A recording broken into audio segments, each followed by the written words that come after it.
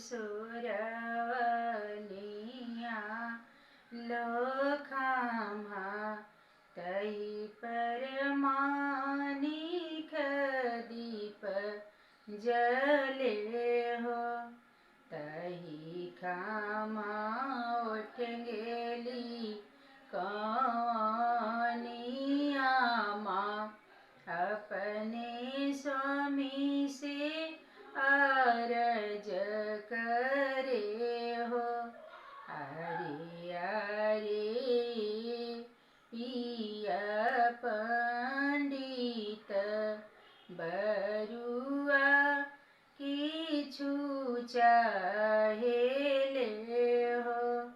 तही खामा उठ गेली कौनी चाची अपने स्वामी से अरज करे हो। तही खामा उठ गेली कौनी भाभी अपने स्वामी से अरज करे हो।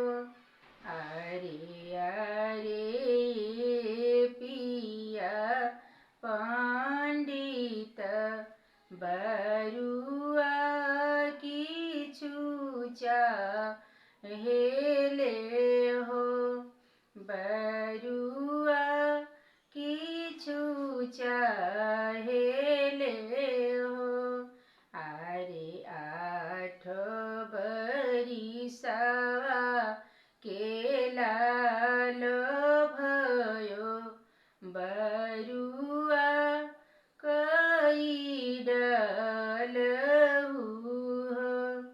अरे अरे धनिया छूला छनी तू त काहे आगुताइल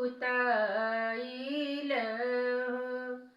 लछ धोती लछ पोथिया लछ ब्राह्मण भोजन हो।